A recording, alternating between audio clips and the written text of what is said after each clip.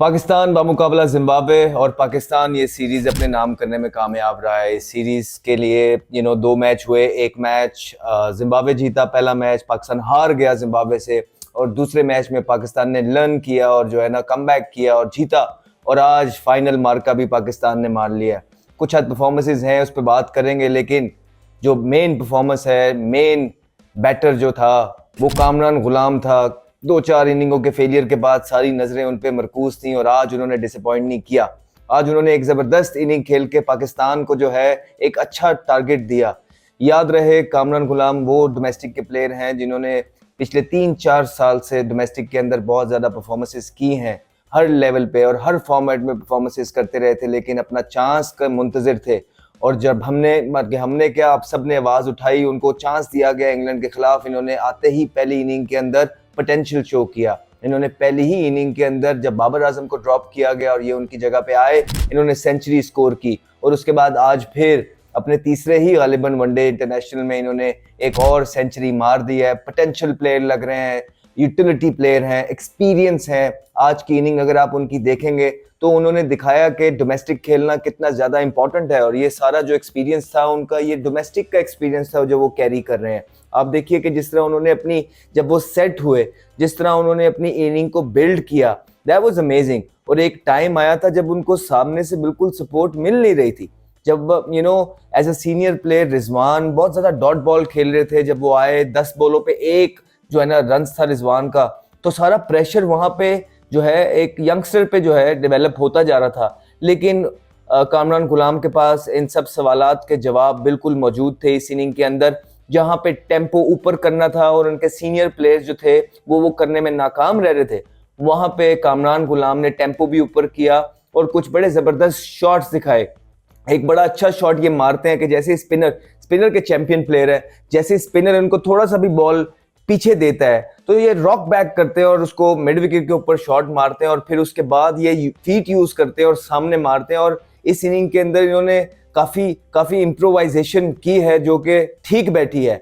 मैं ये नहीं कहूंगा कि best inning in the world होगी बेस्ट बॉलिंग अटैक के खिलाफ, लेकिन एक यंगस्टर के लिए सेंचुरी बहुत ज्यादा मायने रखती है। और ऑब्वियसली कामरान गुलाम ये वो केस लड़ रहे हैं, ये अपने खास, ये खुद स्कोर नहीं कर रहे, ये साथ साथ लोगों को ये भी पैगाम दे रहे हैं कि मैं एक डोमेस्टिक का परफॉर्मर हूं। और वो जो लोग कहते थे कि हमारे पास औजार मौजूद नहीं है डोमेस्टिक के अंदर, ये लीजिए मैं हूं और मैं परफॉर्मेंसेस कर रहा हूं। और चारों तरफ विकेट के उन्होंने शॉट मारी है, चाहे वो आज लेट कट भी जब सेट हुए उनकी लगी, मिड विकेट बहुत जबरदस्त मारा, सामने उन्होंने छिक्के मारे। आप देखिए कि जब वो 30-35 पे भी खेल रहे थे और रन रेट नीचे था, जब रिजवान भी आए तो उन्होंने अटैक किया। वो अपने 50 के लिए, अपने पर्सनल माइलस्टोन के लिए खेलते हुए नजर नहीं आए, मुल्क के लिए उन्होंने खेला। उनको लगा कि मुल्क को इस टाइम एग्रेशन की जरूरत है, उन्होंने खुद चांस लिया और वह चांस लेके पहले वो अपने 50 पे पहुंचे। फिर आप जब देखें कि 90 से 100 तक का भी जो उनका सफर था वो अग्रेसिवली उन्होंने तय किया, कॉन्फिडेंटली तय किया, क्योंकि उन्होंने इससे पहले ये चीजें डोमेस्टिक के अंदर की हुई है। इसीलिए एक्सपीरियंस बहुत ज्यादा इंपॉर्टेंट होता है और बहुत मायने रखता है। हम यही बोलते हैं कि लॉन्गर फॉर्मेट से पाकिस्तान को प्लेयर्स मिलने चाहिए जो 4-डे क्रिकेट में डोमेस्टिक में परफॉर्मेंस होते हैं या परफॉर्मेंस करते हैं, उनको मौके देने चाहिए और वो फिर आके पाकिस्तान को सर्व करते हैं और उनको सिचुएशन का, गेम अवेयरनेस का बेटर तरीके से आइडिया होता है। जब आप कच्चे प्लेयर T20 से उठा के ले आते हैं, एक 2-2 परफॉर्मर्स पे ले आते हैं, उनकी गेम अवेयरनेस होती नहीं है उस तरह, ना उन्होंने उस गहरे पानी में डोमेस्टिक के अंदर गोता खाया होता है, इस वजह से उनको कोई आइडिया होता नहीं है। लेकिन जब आपने डोमेस्टिक में रगड़ा खाया होता है, जिस तरह कामरान गुलाम ने खाया हुआ है, तैयब ताहिर ने खाया हुआ है, ये आपको more often the not performance करके देंगे। दूसरी तरफ कुछ चीजें हैं जो हम चाहते थे तब्दील हो, जिस तरह देखिए रिजवान बाहर बैठ गए थे ना, ऑस्ट्रेलिया की सीरीज थी, ऑस्ट्रेलिया के अंदर थी, ऑस्ट्रेलिया के खिलाफ थी, वहां उन्होंने कहा कि लीडर जो होता है वो खुद बाहर बैठ के दूसरों को खिलाता है। तो आज जब जिम्बाब्वे जैसी एक टीम खेल रही थी आपके सामने और आप तैयब ताहिर को खिलाए हुए थे, तो आपने उसको कहाँ नुक्कड़ में भेजा हुआ है कि उसकी बारी ही ना आए, कि कहीं वो परफॉर्मेंस ही ना कर जाए। यार आपने तैयब ताहिर को ऊपर भेजना था, आपने खुद नीचे आना था ना, आप नीचे आए। आप पहले तो यही कहते थे कि लीडर यही चीजें करता है, ऊपर से आके आपने इतने ज्यादा बॉल फिर से आज खा लिए, ठीक है। और फिर उसके बाद सलमान अली आगा ने भी आके आप ही के नक्शे कदम पे वो चल रहा है, उसने भी 20 एंड में आया है, जहां पे ज्यादा स्कोर करने थे वो 20 बॉलों पे 20 खेल रहा था। तो तैयब ताहिर ने आके थरथल्ली डाली और दिखाया कि उसके अंदर पोटेंशियल भाई मौजूद है। तैयब ताहिर ने आते साथ ही, चाहे जितनी की भी छोटी मोटी इनिंग खेली है, उसने बताया है कि मैं यहाँ पे आई मीन बिजनेस। तो यही तो बात है, अगर आप न्याजी को ऊपर कर देते आज, ताकि एक ही तो मैच रह गया जिम्बाब्वे का, उसके बाद जो है ना आपने इस टूर से कमाया क्या है? कौन सा यंगस्टर्स आपने जो है ना इस टूर में डेवलप किए हैं? कुछ नहीं। आज कामरान गुलाम 100 कर गया वो है ना, आपने फैसल अकरम को जो है ना 10-10 ओवर के पूरे कोटे कराए हैं, आज आपने तैयब ताहिर को खिलाया है, तो आप खुद अपनी जगह पे आके आपने ठक्का लगाया, उसको फिर मौका नहीं मिला बेचारे यंगस्टर को। उसके बाद न्याजी की भी ऐसे जिस तरह बारी आ नहीं रही है, हसीबुल्ला को आपने खिलाया, उसको 6वें नंबर पे खिला दिया, टॉप ऑर्डर का वो बैट्समैन है। आपने तो सारे ये 3-4 मैच जो थे इसी रंगबाजियों में निकल गए हैं पाकिस्तान के। तो यार ये आप लोगों ने देखना है। हमने आपको पहले भी बोला है, जो पास में आकिब जावेद साहब को ये चीजें देखनी है, उनको पता है कि ये प्लेयर्स क्या करते रहे हैं पहले पास में। अब देखें फिर से वो चीजें स्टार्ट हो रही हैं, इसलिए हम कहते हैं कि आकिब जावेद को इन चीजों पे नजर रखनी चाहिए। ये इतनी मुश्किल से आपको जिम्बाब्वे का एक दौरा मिला था जहां अपने यंगस्टर्स को डेवलप करना था, वो यूं ही चला गया और आपको मिला क्या है? कुछ भी नहीं सिवाय कामरान गुलाम के। फैसल अकरम ने पोटेंशियल शो की, 10-10 ओवर उसको फिर भी नहीं करवाए, और ऊपर से जो है ना आप स्टार्ट भी जो है ना स्पिनर से कर रहे हैं। आगे आपकी चैंपियंस ट्रॉफी आने वाली है, तो आप वहां स्पिनर से ट्रैक करेंगे पाकिस्तान के अंदर? ऐसा नहीं हो सकता। आपके फास्ट बॉलर्स किधर है? कौन है फास्ट बॉलर जो आपका आगे साउथ अफ्रीका के अंदर वनडे में बॉलिंग करके देगा? ये कहाँ है सारी चीजें? आप स्पिनर से बार बार अटैक करवाई जा रहे हैं, वहां पे आप स्पिनर से अटैक करवाएंगे, या आप ये कह रहे हैं कि आपकी स्ट्रेटेजी थी, अब आप जिम्बाब्वे के खिलाफ भी स्ट्रेटेजीज लेंगे? पहले भी आप गलत करते रहे। जब आपने अपने प्लेयर्स को ग्रूम करना होता है ना, आप जिम्बाब्वे जैसी साइड से खेलने आते हैं, आप टॉस जीत के पहले बारियां लेते हैं ताकि आपके प्लेयर्स को पूरे 50 ओवर मिले और वहां पे पोटेंशियल शो हो सके, उनके पास एक्सपीरियंस आए मैच के अंदर, मैच एक्सपीरियंस आए, और फिर टारगेट सेट करते हैं और बॉलिंग साइड को कहते हैं आए अब आके आप आउट कर लें। लेकिन आपको डर था मैच हारने का पहले भी, और वो डरते डरते आप फिर मैच उनसे हार ही गए। पहले 2 मैचों में जो है ना आपने कंडीशंस को देखते हुए पहले बॉलिंग की है और आपके बॉलर्स ने उनको एक मैच में उतार दिया, दूसरा भी लो स्कोरिंग मैच था, आज आपने बैटिंग की। तो ये आप कहीं ना कहीं ये डिसीजंस लेके कहीं ना कहीं आप दिखाते हैं कि आप हारने से डर रहे थे। नहीं तो जिन्होंने प्लेयर्स डेवलप करने होते हैं ना, उनकी चाल चलन ही डिफरेंट होती है, उनके डिसीजंस ही डिफरेंट होते हैं। अगर कोई और आपकी जगह होता तो डेफिनेटली वो जिन्होंने यंगस्टर्स को ग्रूम और तैयार करना होता, वो डेफिनेटली पहले 2 मैचों में भी टॉस जीत के बारी लेता ताकि उनको आपके बैट्समैन को इंटरनेशनल एक्सपोजर मिलता। लेकिन आपने ऐसा नहीं किया। खैर एनीवे, बात करते हैं कि ये 3 मैच की सीरीज तो गुजर गई, जिसमें से 1 मैच पाकिस्तान हारा और 2 जीत गया। अब आगे आने वाली सीरीज बहुत इंपॉर्टेंट है पाकिस्तान के लिए। साउथ अफ्रीका जो है अभी अभी हारा है। भारत के बच्चे गए थे, भारत के बच्चे वहां पे 283 स्कोर मार के आए हैं।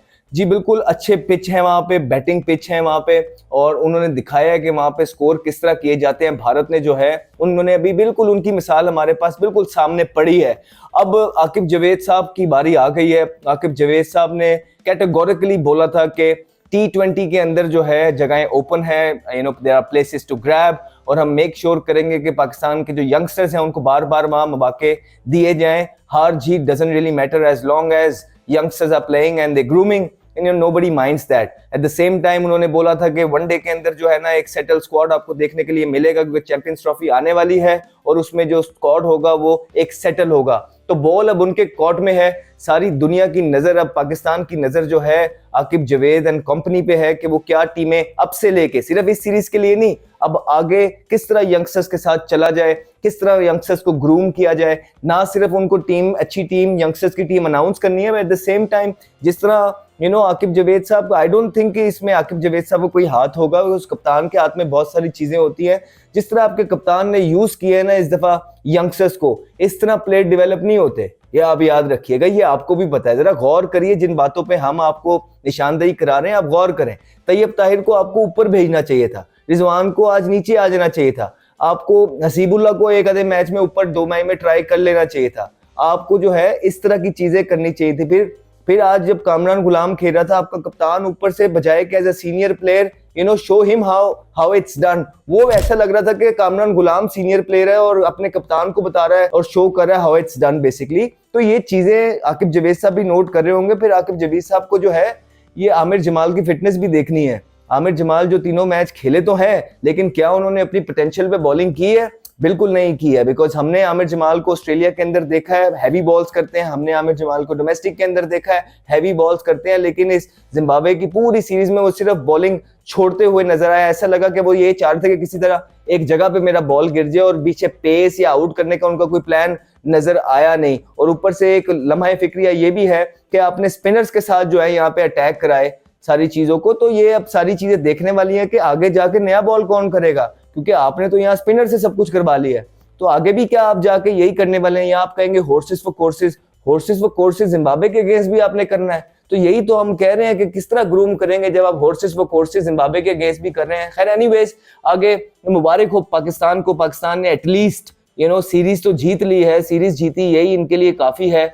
गिला थोड़ा सा ये है कि कुछ यंगस्टर्स बेटर तरीके से ग्रूम किए जा सकते थे। देखिए हम किसी के अगेंस्ट नहीं है, लेकिन बात यह है कि पहले भी यही होता रहा, पहले भी हम चीजें ग्रूम नहीं करते थे और उसके बाद यही चीजें आ जाती थी, देखे जी हमारे पास तो यंगस्टर ही नहीं है, तो जब इनको मौका मिलता है ये करते नहीं है ना, पहले भी यही करते रहे। आप हिस्ट्री उठा के देख लें 4 सालों में 5 सालों में क्या होता रहा, और फिर एंड में रोना ये होता है जी हमारे पास प्लेयर कोई नहीं है। अभी आप फिर देख लें तैयब ताहिर को पूरी सीरीज में मौका नहीं मिला और पूरा पाकिस्तान चीख चीख के कह रहा है कि हमारे पास मिडिल ऑर्डर नहीं है। और आप चेक करें पहले मैच में हसीबुल्लाह को जो है ना खिला दिया रिजवान ने, उसके बाद जब तैयब ताहिर को डाला है दूसरे मैच में उसकी तो किसी की बारी नहीं आई, तीसरे मैच में उसको 6वें नंबर पे डाल दिया जो उसका जो नंबर ही नहीं है। तो आपने यूं थोड़ी ग्रूम करने हैं। एक तरफ रिजवान कहता है लीडर का ये काम होता है कि जो है ना बाहर बैठ के दूसरों को खिलाए, दूसरी तरफ लीडर का ये काम नहीं होता कि यार कोई बात नहीं अपना नंबर दूसरे किसी को दे दे। नहीं, ये सारी जो चीजें हैं अभी इट्स टू अर्ली, हम इससे ज्यादा बात करना नहीं चाहते। समझ हमें सारी आती है चीजों की, आहिस्ता आहिस्ता हम देख रहे हैं, बहुत क्लोजली मॉनिटर कर रहे हैं और पाकिस्तान की अवाम को सारी चीजें बताएंगे जो एक टीम के अंदर होती हैं, जिस तरह की चीजें की जाती हैं। खैर हमें पता है, लेकिन हम मेक श्योर करेंगे, हम अभी नहीं कुछ कह रहे, लेकिन हम बहुत क्लोजली मॉनिटर कर रहे हैं चीजों को, और मेक श्योर जब हमें लगेगा कि नहीं अब चीजें रास्ते पे नहीं आ रही, हम बार बार आपको समझाने की कोशिश कर रहे हैं कि आपने ये नहीं करना जो पहले करते रहे हैं।